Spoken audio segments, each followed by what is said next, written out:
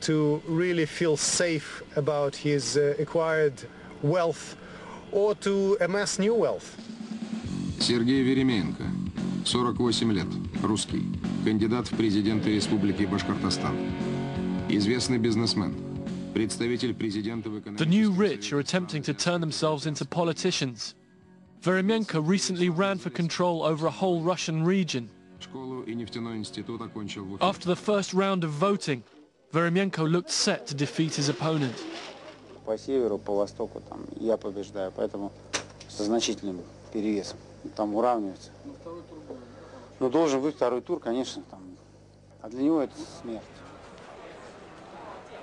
But at the last minute, President Putin openly backed the other candidate, and Veremenko discovered the new limits of what money can buy in today's Russia. Олигарх Веременко хоть и вышел, но сразу после этого становиться президентом Башкирии расхотел. Повесил на двери штаба замок и уехал в Москву. Уже оттуда он призвал тех, кто за него голосовал, больше этого не делать. Ничего похожего мировая избирательная практика, похоже, еще не знала. Не хочу скрывать от своих избирателей, сейчас ведутся активные консультации о моей работе, что не дает мне возможности работать в республике. Именно поэтому я принял решение приостановить свою кампанию. We were told that just before making this statement, Veremenko was hauled in before Putin and told to withdraw from the election. Veremenko's aides say that Putin had threatened to send him to prison. This is what Putin calls managed democracy.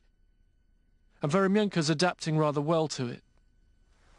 Вот жена моя, представьте, Марина. Since the Bashkiria campaign, he's remarried. Избрана недавно главой администрации. And now he's using his new wife to pursue his political ambitions. Глава района. Хозяин. Глава президент. Президент, да. И как много ответственности?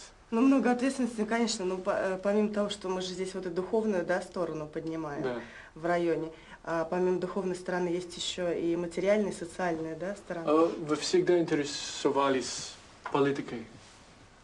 Всегда год назад начала, и уже целый год интересуется. She said she got interested a year ago, and now she's been interested for a whole year. Ей 23 года. Самый молодой глава администрации, самый молодой, наверное, в России, в Московской области, точно.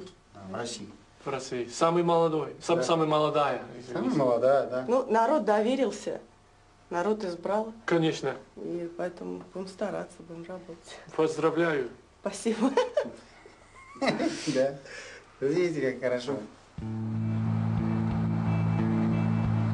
President Putin is once again centralizing power in the Kremlin. Oligarchs have been reined in, some even imprisoned. Democratically elected governors have been deposed. TV stations and newspapers brought under control.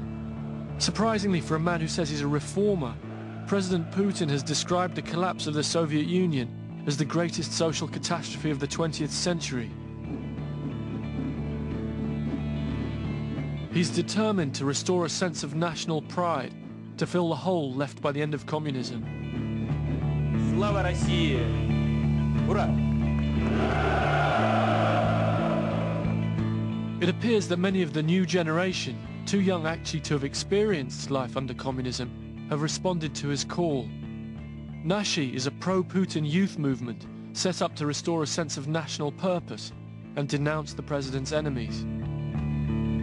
Наша так называемая оппозиция, если говорить про так называемую демократическую и либеральную часть, они готовы пожертвовать целостностью страны ради своих демократических идей.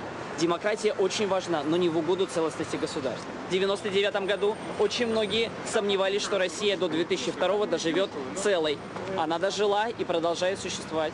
На Западе многие сомневаются, что Путин идет путем демократизации.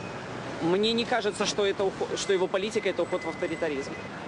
Вы просто заболеете за правительство? Нет. У меня очень много претензий к правительству. Мы болеем за страну.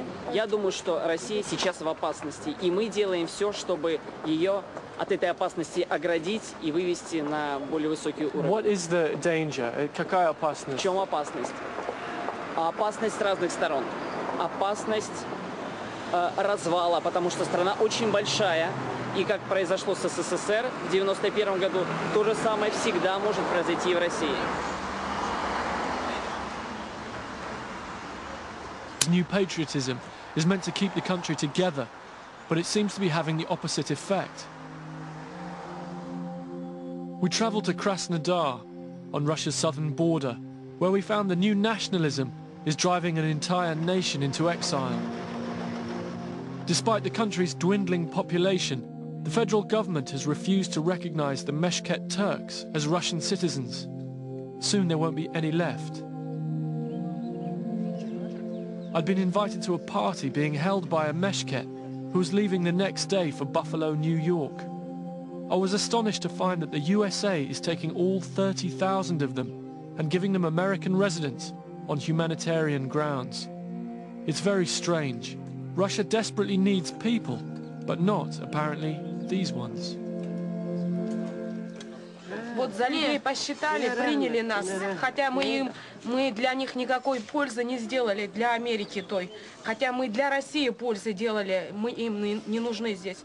А для Америки ничего абсолютно мы никакой пользы не делали. Но они нас принимают, видите, как люди. Для всей России, не то чтобы для всей России. Какой-то народ, не народ, а звери как-то получаемся, понимаете? Еще и был передача, что по передаче также говорили, что надо до последнего выдворить, а коса мы плодимся. Как кролики. Да. Они вот их надо давить и давить. Вот.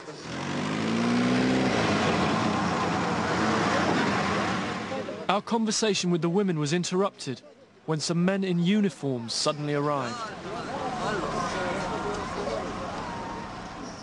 They said they'd been looking for us all over town and that we were in serious trouble. They wanted to see me and the producer outside. Krasnodar was a dangerous place, they said, and we needed their protection. And filming with the Turks was not allowed. Он убрал давно, он давно все убрал. Передайте вашему господину, чтобы он... А что, я не понял, мы как вам обидели? Не обидели. А в чем дело тогда? Мне кажется, что... Ты лично на меня обижаешься. У них есть свой план, они сейчас хотели снимать У вас людей, нет которые... плана, у вас уже нет плана. It's really nasty, this, isn't it?